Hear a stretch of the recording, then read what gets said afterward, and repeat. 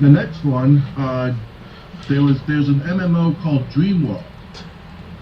That the Dream game. I heard about that one. Well, let's talk about some facts because I actually took some notes about this MMO disaster. They had 12 to 14-year-olds being moderators for the game. Players were able to pack in whatever they wanted into the game. Really? There were no borders to stop players, so like you could just be strolling along a level, and then you would just fall off the edge of the level. Okay. There was no wall to stop you to let you know that was like as far as you could go in a certain direction. That's weird. And they were using copyrighted music in the game without having the permission to do so. There's a lot of lawsuits of that matter. Yeah. So, Dreamworld, that's it's an MMO. Have you ever played an MMO game? Not that I'm aware of. I mean, I did see World of Warcraft a couple of times, that's about it, but I never played the actual World of Warcraft game, so. Okay, the only one I played was DC Universe Online when I tried it out. If you think of Elder Scrolls Online, that's something close to MMO, RPG. I played that game before. Okay, yeah, it's basically a game where it's kind of like a virtual world, basically. Yes. So the MMO, but I mean, MMOs aren't my thing because like once you buy the game and once like you register it, you can't trade it in, you can't sell it. So like if you're kind of stuck with that game, you better like it. But yeah, I mean MMO, but this Dreamworld game. I mean, come on, you got people falling off the edge of levels because they don't know how to put borders in. Maybe they're trying to make sure people are like, able to create as much as possible with the borders that are not there. And people were able to hack anything into the game that they wanted to make life easier. This is the PC version, right? Yeah, I think this was like an alpha version. It wasn't even like a full game. Because it came out for the three. It was like a test, like a alpha or a beta. Okay. And people were just able to do whatever they want with it, and it's just this game was ridiculous because also like they had like teenagers between 12 people between the ages of 12 and 14 moderating the game, and the thing is, one person who claimed to be 13 said he even was offered a full-time job. You're not allowed to offer teenagers full-time jobs. Well, if it's a summer job, out of high school. If it's a summer job, then that's a an exception. It wasn't seasonal. He said it was full-time. Oh wow. Well, full-time means 40 hours a week. Well, it was somewhere in fucking China or Myanmar. No, it was here in the United States. Wow, they actually have the child labor laws violated in the United States. Okay. Well, I don't think they actually got away with it, but again, this guy said he was offered the job. It's hard as hell to hire and maintain a 13-year-old to work for your company, especially if it's more than 8 hours a day for 6 or 7 days a week. I would never take that risk with a child like that. Actually, as far as I know, in the United States, they're not allowed to work more than 20 hours a week. That's so small. Like my telemarketing job, when I worked for M&M Chimney in Hicksville, my manager told me like when high school kids came in, if they were like 16, 17, they were only allowed to work up to 20 hours a week, regardless what they wanted. He's like, once they were out of high school, then I could give them more hours if they were producing, but right. But like when people came in and they were 16, 17, it's like, okay, but you can only work 20 hours a week. We have 4-hour shifts, maybe. And he said like the best thing for them would be to work Monday through Thursday, 4 hours a day. Friday night was only a 3-hour shift. Stay home Friday night, come in Saturday morning, shift, 5 4-hour shifts, 20 hours a week. They reach their max. Mm-hmm. But yeah, so I mean, but yeah, do you have Dreamworld. anything- But Dreamworld, I have to say though, is that it was a good concept, but it's just that it was all over the place. And when I look at the game, Yeah. when I look at the gameplay of it, because it's like you make games here, games there, dreams here, dreams there. It's like Roblox meets Fortnite meets fucking Red Dead Redemption Online. Have you ever played Red Dead Redemption Online? Unfortunately, I never played it personally myself. I see gameplay of it. Okay, I played it once and I just couldn't get into it. Yeah, it was. I heard it was a flop, or it just had like a very small niche audience for that game. Yeah. So anyway, Dreamworld. So I mean they were. I just don't know what to say. I mean, like I said, these are not the people I want in video game development. Yes. These are the people that are ruining video games and have the possibility of ruining, video games in the future. Definitely. Like I said, we'll never have like another video game crash like we did in '83. But these companies. It can happen. I mean, It can happen. One day it can happen. The game crash. it's not going to happen. It's not going to happen. If you think about this, there's more and more SJW themed type of games out there. Like Horizon Zero Dawn was the start of it all. Then all of a sudden you got Anthem being messed up. And then all of a sudden you got Fallout 76. That got messed up. Oh, that was pretty. Actually, I don't know. No, I didn't play Fallout 76. I played Fallout 4. Yeah, Fallout 4. I didn't even like that. Fallout 4 was the beginning of the end. But then by Fallout 76 it was horrendous. The game performance, the quality, the graphics, the consistency of the game was not there. All this has happened for the last 7 years now, and this is the start of all the SJW bullshit back in 14 or 15 with the students at these universities saying that this is our home, and we want to make sure it's a proper, decent, carefree, no political bullshit home or whatever they say in the recordings on the news, whatever.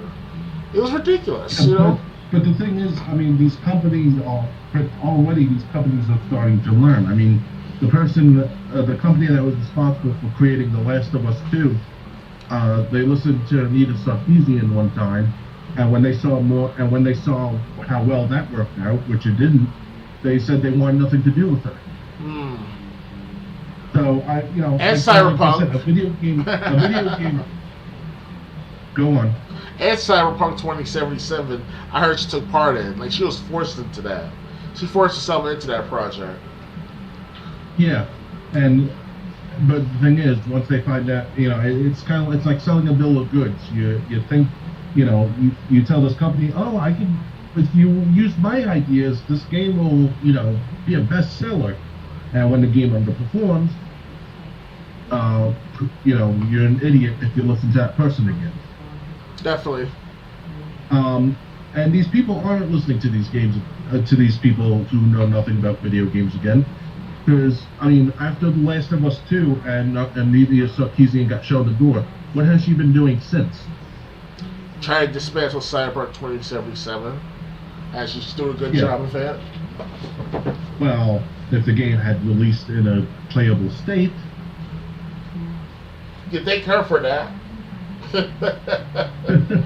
So, what I'm saying is the video game crash is when every video game, people, like I said, there was no way to check in 1983. There was no internet. You couldn't go on YouTube and be like, Redemption came out for PS5. I wonder what this game is like. You couldn't just pull up a review for Redemption and see if the game was good or not. Every game you were buying was basically a crapshoot. Good point.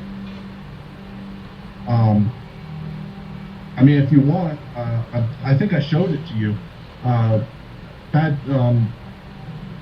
not well. It's on Pat DAS Pub's channel. Video game years. They did a documentary on the video game crash. It's like 5-6 minutes. Yes. And they basically detail everything that went into the video game crash and why it happened. And one of those reasons was a saturation of the market. Saturation of the market was another thing because, like, you had because back, like in '83, you had the Atari 5200, which was an awful system. You had Intellivision, ColecoVision, you had the Vectrix, which was a screen inside a console. And it's like, okay, you got all these consoles have different games, so now you're taking a chance on what console is the best to buy and what games are the best to buy, and what do you have for reference? Nothing, except maybe word of mouth. Well, that's what it was like back in the 70s and 80s. You know, right, but I'm saying with YouTube and BitChute and social media sites in general, and with all people reviewing video games, both people in the business and people who are independent, now you can find out about any video game you want before you spend your money on it. You couldn't do that in the 80s. We'll never know until it happens. I just don't. If even it did happen, I don't think it's going to happen as badly as it did. Because keep in mind, the Nintendo Entertainment System is what revived the video game industry in America. I mean, you gotta think too, James Triple J, is that idea and Xbox programming that they are creating, like they're pumping out like dozens upon dozens of games every single like couple of months, 3 months at a time. And I'm not saying that it's saturated the market, but it's to the point that I can only play with so many games. They keep coming up with these new games every 3 to 5 months, and it's like I don't have like hours upon hours like I used to just try them all. Even Game Pass is a saturation of itself, because how many games can you play in a small period of time or in one day?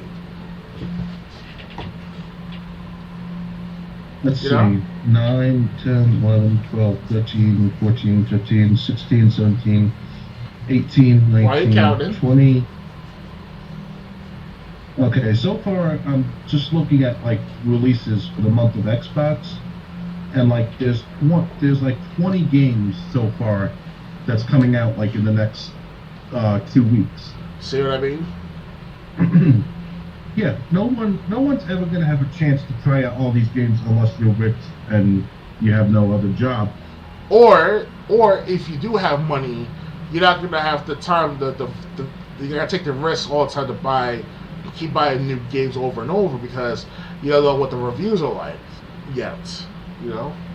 So right. Some people don't. I mean, if it's a franchise you trust, you're gonna probably buy it day one.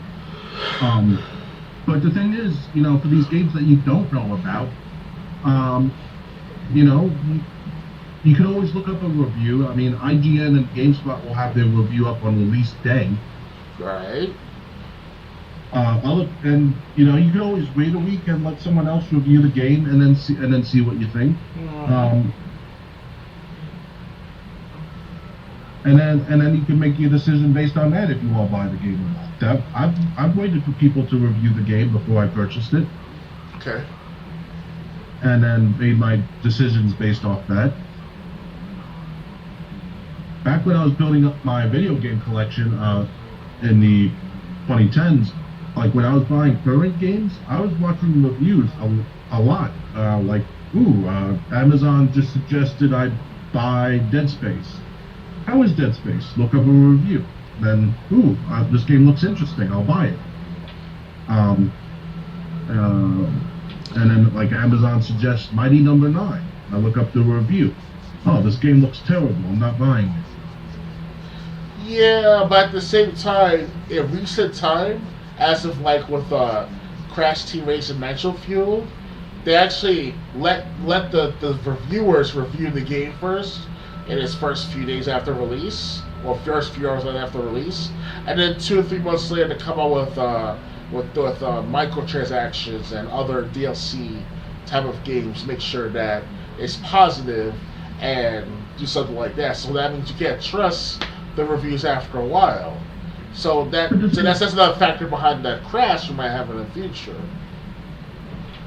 I don't think so, because I mean, if you review, I mean, look at the IGN reviewer who tried to rip off someone's YouTube review of a video game. Oh, the verbatim copy. Yeah. I mean, look how many people called him out on it to the point where he got fired. Would that will if I take a game like Mighty Number 9, which is one of the worst games out there, and I do a review on it, and I go, oh, this game is awesome, this is better than every other Mega Man, hands down, Okay, let's not get too excited. You don't know what you're missing. If you don't buy this game, go out now and buy it. Are you high, James? That'll be in the comment section, along with other vulgar statements. The video will probably be thumbs down to hell, so no one will see it.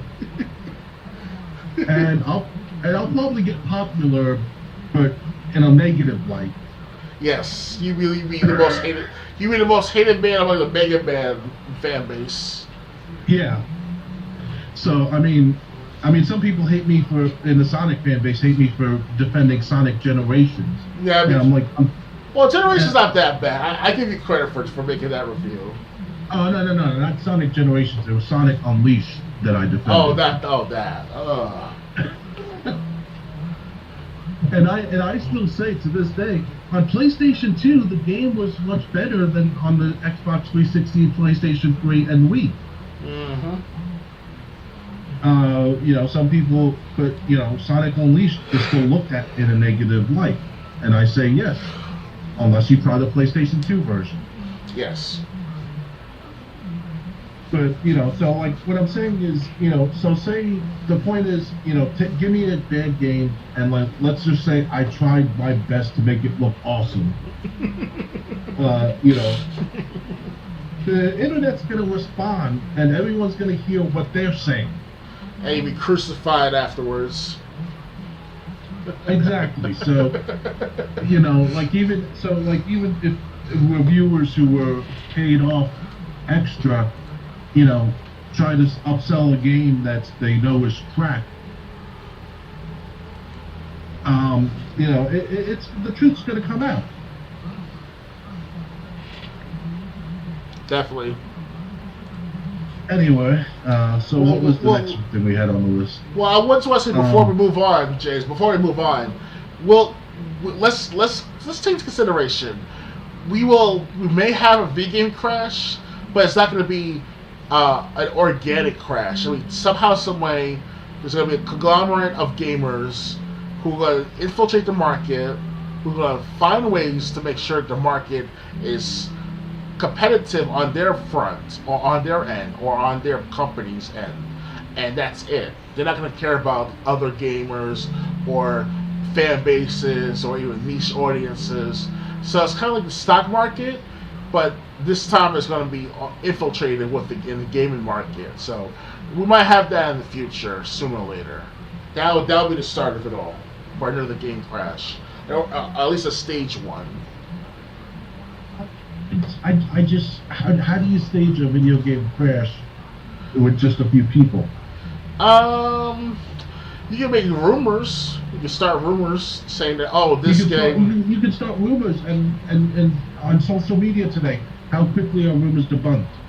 Well, if I can cross-reference to history in the stock market, there's been people like Carnegie and John D. Rockefeller that had the hands in the stock market, and all they have to do in the stock market crash of the 1890s was to just basically say that there's a run on the banks, and the word spreads like crazy, and everyone's at the bank trying to get their money out, and it starts a crash, and these guys making billions of dollars or millions of dollars at the time. So it could be something like that with in today's world with games. You never know. I'm overthinking it, yes, but let's be critical for a moment here. Yeah, but the thing is, the what we've just talked about was that video game, the old get woke, go broke quote. Video game companies that try that are basically suffering from that. I wouldn't say it's get woke, go broke kind of says it. I would say, okay, you already know that there's this big conspiracy out there where some people or a group of people are controlling certain industries for decades, if not centuries, right? So it's kind of like that almost with games. They're gonna take over that market sooner or later. They're not gonna let those average everyday gamers like you and I are going to take over or to control or to influence the market. You know what I'm saying? I don't know. How do you cut off something physical like that when millions of people are invested in video game sales every year? Well, someone's controlling the market somehow, some way.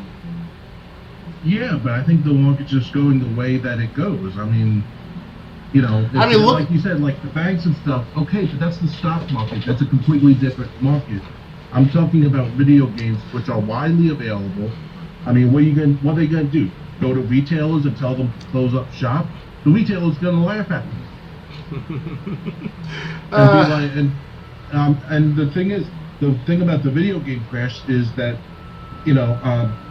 one thing that caused it was all these companies that had like Purina and Kool-Aid, they were all of a sudden making video games, and some of the video games didn't even work right. Mm-hmm. Back then, you could just make a cartridge, put a game on it, and sell it in stores. Nowadays, you need a license, you need to have permission to sell games that you made for Xbox One or PS5. Sony or Microsoft or Nintendo has to give you the okay for you to make a game for their system. And you can't just backwards engineer a Xbox One and make an Xbox One game. And don't forget the rating board, ESRB, and PEGI. Yeah, the ESRB on top of that. Yeah. PEGI. So I mean, back in the 80s and 90s, the video game was open to backdoor engineering and everything. But ever since the days of the Super Nintendo, that's been shut down. Mm-hmm. There's an actual chip in the Super Nintendo which will lock out any unofficial game that Nintendo didn't authorize to be played on the Super Nintendo. Oh wow! And here I thought it was free range. No, that's why like there's a dozen or maybe 24 unofficial NES games on Super Nintendo. There's one unofficial Super Nintendo game. Okay. And if I recall correctly, and the only game that works is like they got like that's top that's like a cartridge. You got to put another SAS cartridge on top of that game and put it in. And if I recall correctly, that's the only unofficial game that bypasses the chip. Okay, James, if I recall correctly, Alpha Omega Sin, before he stopped making videos, he mentioned this Street Fighter version of a game that had a red cartridge on it. Is that unofficial, or that's part of you know what I'm talking about? Yeah, that was official. That was something that was like a special project. Okay. Because back then they had to have Capcom. They had to have, even if Capcom didn't make that game, they had to have Capcom's permission to use their property. Of course. And not only that, it was over 15 years since the release of Super Nintendo at the time. So they had to at least 15 years. It had to be 20 years at the time, but because now it's 30 years almost since Super Nintendo came out. But back then, people were like lining up online or somehow in person to buy these limited edition Street Fighter 2 games that were red cartridge. Yeah, these were just these. Okay, the red cartridge that you're talking about is a 30th anniversary. It was something special for the 30th anniversary, basically. Okay. But it has Capcom's logo on it, so Capcom was obviously involved in it since it was their property. They got like a 30-year sticker, and they got another sticker on the bottom, which looks like some. Yeah, so this was basically just a special project to authorize to celebrate 30 years since Street Fighter had been out. Okay. but that was official. Okay. So yeah, so I mean, it's no different than like I think the 25-year 20-year Super Mario, the 20th anniversary when they re-released Super Mario Brothers All Stars for the Wii. Mm-hmm. It's still an official Wii game. It's just something they did special because it was 20 years since the birth of Mario. Yeah. So yeah, so it was an official. So it was. You're talking about like special events. I'm talking about people that weren't in the video game business but still had a way to make games, which they don't anymore. Now you need like if you and me were broke and we thought, okay, we're gonna create that video game that's gonna bring in $1 million, and screw the consoles if they don't want our game on there. No, if the consoles don't want our game on there, we're not gonna get a license to make this game anyway. Okay. That's the whole reason. Actually, in companies like Flying Edge. If you look at WWF Royal Rumble, it was made by LJN on Super Nintendo, and Flying Edge made the Sega Genesis version. That's because when the video game company, when Nintendo came out, they released rules saying a video game developer can only make a certain number of games per company per year. Oh wow. Well, so video game companies didn't want so like if you're LJN, say, you didn't want to use 2 of your games in 1 year to be WWF Royal Rumble. So they created dummy companies, which were basically, okay, LJN used up all their games for the year, they'll release games on the Flying Edge. Same people making the game, same practices as LJN, it's just under a different name. Then shortly after the Super Nintendo and Sega Genesis days, those companies disappeared because that rule was taken away, saying developers could make video games, as many video games as they wanted per year. But the video game company, the system manufacturer, has to approve your game being released on their system. Okay. It's kind of like, the whole reason another video game crash will never happen, at least the way it did, is because there are certain things that can't happen legally that they did in the 80s, Right. We can't just make a video game, get it, and make it, put it on a Blu-ray disc, that's what the Xbox One uses, Blu-ray disc, right? Yes. Yeah, we can't just couldn't just make a game, put it on a Blu-ray disc, make a box for it, and say, okay, new game for PS5 and Xbox One. Please buy our trash game that we spent 3 hours on. That's what's going on with the mobile market too. There's been like copies upon copies of like, not verbatim obviously, but what they do is that they'll like take one part of one game and another part of another game and put it together and create this combination of creations, and then made a new game after that. That's what my friend from Coney Island did. He's into games like you and I are. I haven't talked to him in years, but if he's listening and he knows what I'm talking about, then he knows that, like, he told me that he created a game in like 5 seconds, and that's it because it's a mobile game. So it's something like that with Game Crash trying to refer to as well. But that's another story of its own. So. Yeah, but then again, that's a mobile game. Yes. Mobile games usually cost like $3. Yes. Maybe now more since Biden's been in control of the economy, but but I digress. Yes. Mobile games,